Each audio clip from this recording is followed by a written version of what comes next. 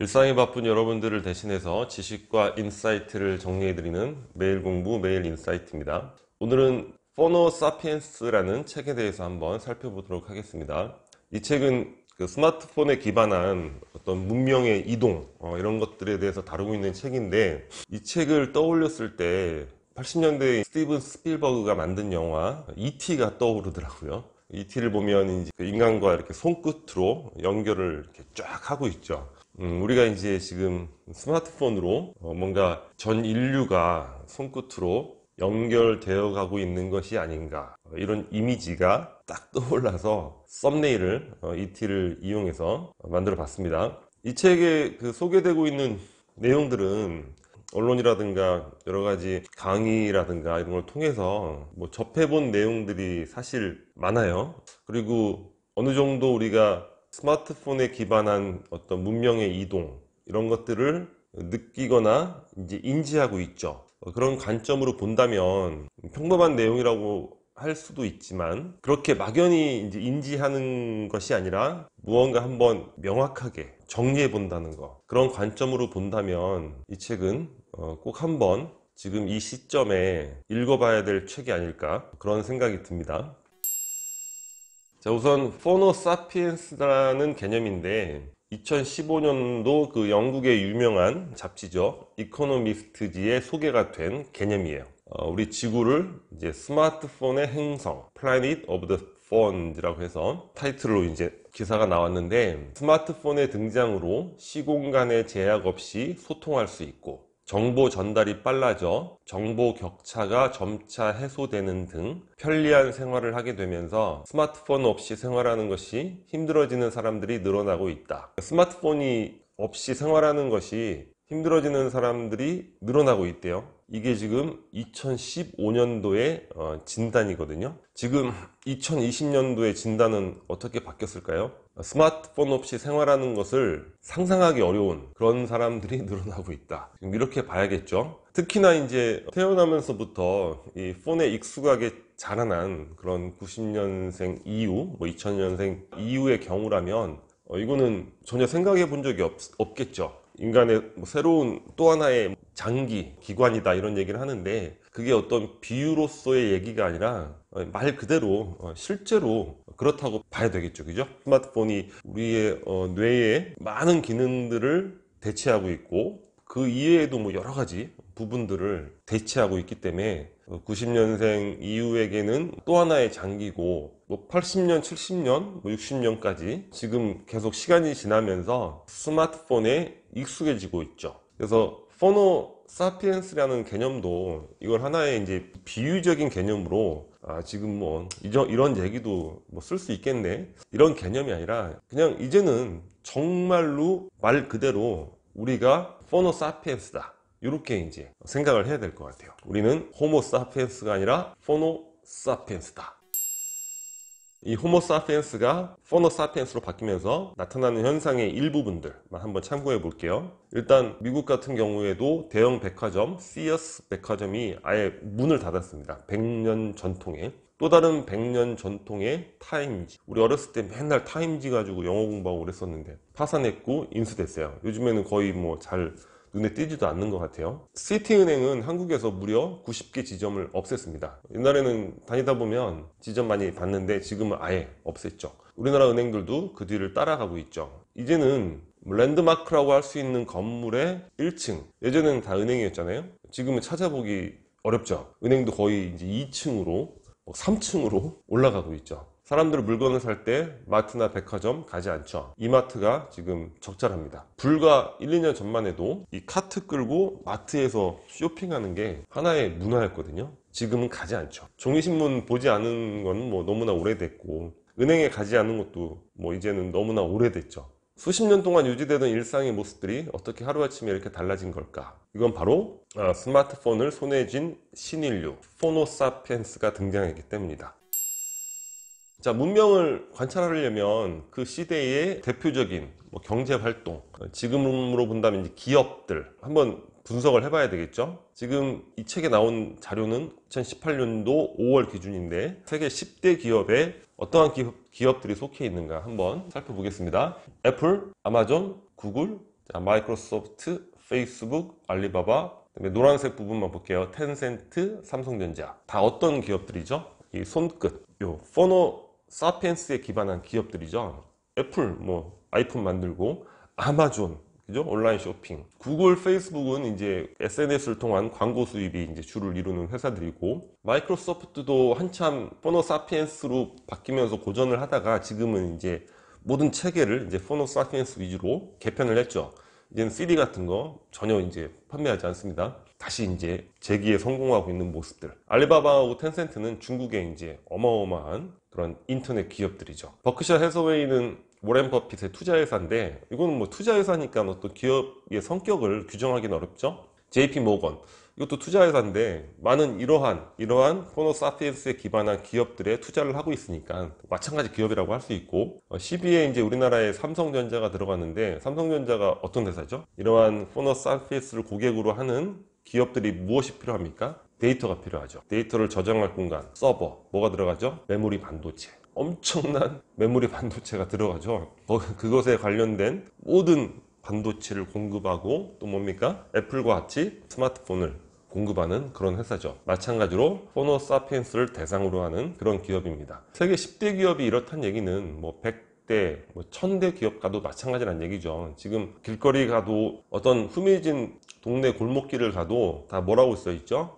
배달의 민족, 배달이라고 써 있어요. 다 포노 사피엔스를 대상으로 하는 경제활동을 하고 있는 거예요. 모든 기업들, 경제활동이 포노 사피엔스를 기반으로 이루어지고 있고, 이런 것들은 시간이 가면 갈수록 어떻게 되겠습니까? 훨씬 더 빨라지겠죠.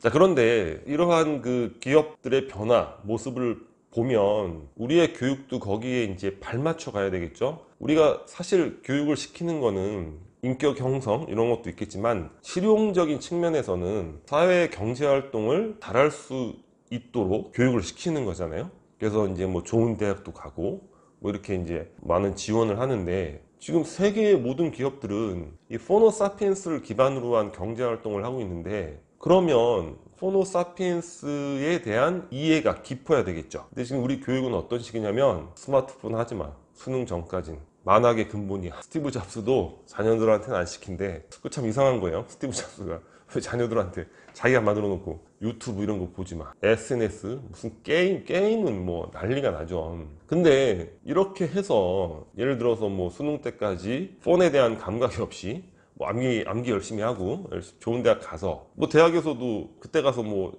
감각을 익히면 되지. 근데 이게 벌써 어렸을 때부터 익혀온 감각과 성년이 돼서 익히는 감각과는 다르거든요. 거기서 또 처지고, 그래 난 나름대로 또 뭐 공부할 거야 해서 공부하고. 근데 그런 이들이 지금 이 시대에는 아무데도 갈 데가 없는 거예요. 지금 은행에서 어떠한 인재를 뽑습니까? 다 그런 것과 이 폰과 관련된 그쪽 파트에서만 인력 수요가 엄청 높아지고 있어요. 과거의 형태의 그런 부서에서는 인력이 거의 인력 채용이 없습니다. 방송도 마찬가지겠고, 실제 모든 기업들이 이제 어떤 제품이나 서비스를 판매를 하잖아요. 근데 지금 현재도 그렇고 앞으로는 더욱더 심해지는데, 제품이나 서비스를 판매하는 그 기반을, 대상을 포노 사피엔스를 대상으로 하기 때문에 그것과 관련된 센스는 매우 필수적이죠. 그러니까 우리가 자녀들에게 스마트폰 하지 마 이런 얘기는, 야 너 좋은데 취직하지 마, 그냥 그런 얘기하고 똑같은 거예요. 그러니까 이제는 부모님들도 생각을 바꾸셔야 됩니다. 뭐 유튜브 같은 것도, 그러니까 유튜브 통해서 듣다 보니까 유튜브를 이용해서 공부를 하는 사람들이 굉장히 많더라고요. 그걸로 인해서 뭐 엄청난 지식을 획득하고, 또 뭐 구글 검색을 통해서, 이 책에도 그런 사례가 많이 나오는데, 프로그램 같은 거를 공부하고, 그런 또 이런 커뮤니티 모임이 있고, 그런 속에서 굉장한 또 혁신적인 발전을 하고 이런 경우가 많다는 거예요. 장려를 해야죠. 유튜브를 장려를 하고, SNS 감각 어렸을 때부터 익혀야죠. SNS는 이 세상을 살아가는 데 있어서 매우 필수적인 요소란 말이죠. 이런 거는 정말로 어떤 학원이 있으면 학원에 보내서라도 감각을 익히도록 도움을 줘야 돼요. 그래서 이 책은 사실 학부모님들이 꼭 읽어봐야 될 것 같아요. 이 세계가 이렇게 변해나가고 있고, 우리가 과거의 호모 사피엔스적 관점에서 이거 만악의 해가 되는 거야 이렇게 해서 자녀들하고 엄청난 갈등 관계만 만드실 게 아니라, 어느 정도 이해하면서 서포트 해줄 수 있는 부분도 있다, 이런 것들을 이 책을 통해서 알 수 있지 않을까, 이런 생각이 듭니다. 이 책에는 그 여러 가지 기업의 사례가 나오는데 가장 대표적인 기업은 역시나 아마존인 것 같아요. 그래서 아마존의 사례로 한번 살펴보도록 하겠습니다. 자, 디지털 플랫폼, 그다음에 빅데이터, 인공지능. 이게 이제 현재에 있어서 그리고 앞으로에 있어서 경제활동의 이제 3대 요소가 된다는 거예요. 이러한 부분들을 가장 잘 결합해서 성공한 기업이 바로 아마존이라는 겁니다. 아마존은 플랫폼 잘 구축을 했죠. 빅데이터를 이용해서 어떻게 했습니까? 데이터 관리하고 분석하고 그러면서 클라우드 시스템을 독자적으로 개발했죠. 근데 그 자체가 아마존에 가장 큰 수익을 내고 있어요. 그래서 아마존은 이 쇼핑몰이라기보다는 클라우드 기업이다. 뭐 이런 얘기도 우리가 많이 하고는 하죠. 그리고 빅데이터로 수요를 예측해서 물류 비용을 혁신적으로 절감시킵니다. 이런 부분에서 대단히 또 혁신적이고 인공지능을 가장 잘 활용해서 뭐 고객 추천 서비스라든가 이런 것들도 가장 잘 이용하는 기업이죠. 그래서 지금 이제 오프라인이 아니라 온라인에서 아주 성공을 했죠. 쇼핑몰 기업으로. 근데 지금 이게 이제 아마존이 어디까지 갔냐면 연회비 119달러를 내는 1억 1천만 명이에요. 우리가 뭐 BTS 아미가 뭐 1,500이네 2,500이네 하면서 우와 뭐 팬덤이 대단하다 하는데 아마존의 팬덤은 1억 1천만 명입니다. 이런 프라임 회원 팬덤이 있다는 거예요. 그래서 아마존은 이러한 팬덤을 기반으로 해서 팬덤 수입에 자신감이 있잖아요. 영업 이익률 1%로 정확하게 지키면서 최저가를 유지한다는 거예요. 도저히 누가 덤빌 수가 없죠. 덤빌 수가 없는 거예요.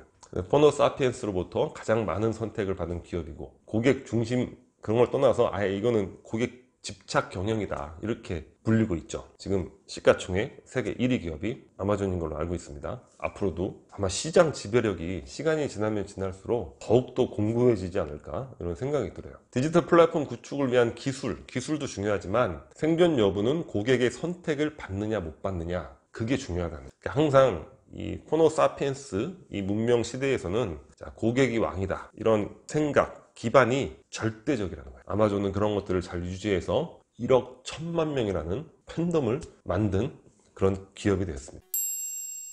그리고 또 하나의 그 대표적인 사례가 인플루언서와 왕홍. 인플루언서는 우리가 잘 알죠. 왕홍은 뭐냐면 중국의 인플루언서를 왕홍이라고 합니다. 왕홍. 우리가 이제 중국에 대해서 언론에서 많이 다루고 있지 않아서 잘 모르지만 옛날에 이제 명경만리 이런 데서는 몇 번 본 것 같아요. 그래서 중국이 디지털 분야에서는 정말 우리를 훨씬 앞서가는구나. 그리고 2020 뭐 한국이 열광할 세계 트렌드 보면 또 중국이 뭐 자율주행, 뭐 안문 인식, 뭐 또 디지털, 또 경제 이런 데서 엄청나게 앞서가고 있는 것들 우리 공부해 봤잖아요. 중국이 정부 차원에서 공산당 차원에서 이런 부분들을 굉장히 그 서포트를 하고 있다는 거 그런 것들을 또 이 책을 통해서 알 수 있을 것 같습니다. 그래서 알리바바라든가 이런 왕홍 이런 마켓을 그러니까 인플루언서 마켓을 활성화시키는 거죠. 인플루언서나 왕홍은 뭡니까? 자기 팬덤으로 판매를 하는 거죠. 팬덤과 인터넷 연결성에 기반한 새로운 소비 방식. 우리나라도 인플루언서 마켓이 10조. 대단하죠. 인플루언서들이 쇼핑몰을 운영하는 이런 것들.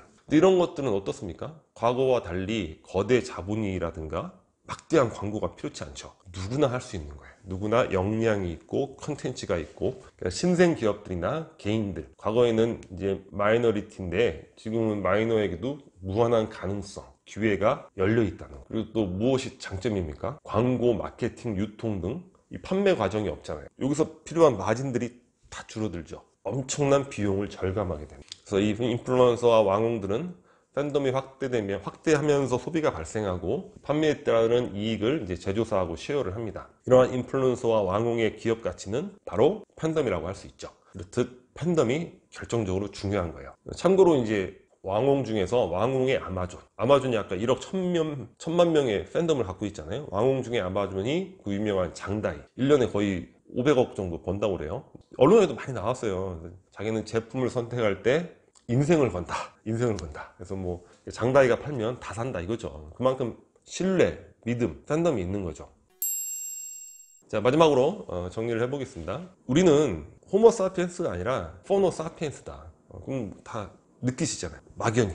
하지만 이제는 마음속에 결단을 내리시는 거죠. 우리는 포노 사피엔스다. 명확히 이제 인식을 하셔야 됩니다. 바뀌는 시대에 있어서 과거에 대한 미련을 막 붙잡고 야, 내가 그래도 한때 잘 나갔는데 그 분야에서 이제 그런 시대는 오지 않죠. 왜냐? 문명이 바뀌었기 때문에 그래요. 더욱더 심화되는 포노 사피엔스의 어떤 변화에 이제 대비를 해야 되고 그런 부분들이 아까 말씀드렸던 뭐 온라인 뭐 디지털 플랫폼, 빅데이터, 뭐 인공지능 뭐 여러 가지 했는데 가장 중요한 건 뭐라고 했죠? 팬덤. 팬덤은 어떻게 형성됩니까? 믿음, 신뢰, 인생을 거는 거. 그러니까 결론이 뭐냐면 이 호모사피엔스의 시대에 문명이 되면서 더욱더 인성과 감성, 이런 스토리 이런 것들이 필요해진다는 거예요. 우리가 폰이라는 기계에 의해서 만들어지는 문명이라고 한다면 어떤 기계 문명이라고 이제 예상하기 쉽지만 그렇지 않죠. 과거보다 훨씬 더 인간적인 문명이 된다는 거예요. 자, 인성, 감성, 스토리가 왜 중요하냐? 기업의 흥망성쇠는 이제 소비자가 결정한다고 했죠.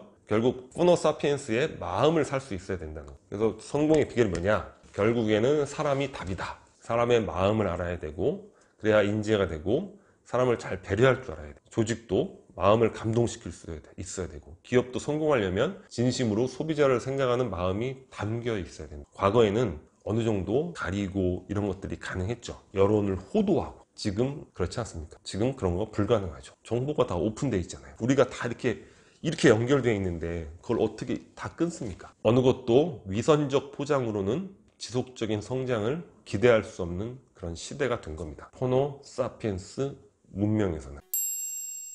언론을 통해서 우리가 많이 살펴본 이런 내용들도 포함되어 있지만 아까 말씀드렸듯이 전체적으로 한번 정리하고 이 시대 변화에 대해서 나름대로의 분명한 선을 긋는 것, 이런 측면에서 이 책은 매우 유용한 책이라는 생각이 들고, 최재분 교수님이 또 강연을 너무 많이 하셔서 유튜브 보면 강연이 굉장히 많아요. 1시간, 한 2시간짜리 강연도 있는데 그런 것도 한번 들어볼 만한 것 같습니다. 자, 오늘 영상은 여기서 마치도록 하겠습니다. 여기 캐리커처가 구독 버튼이고요. 구독과 좋아요 많이 부탁드리겠습니다. 감사합니다.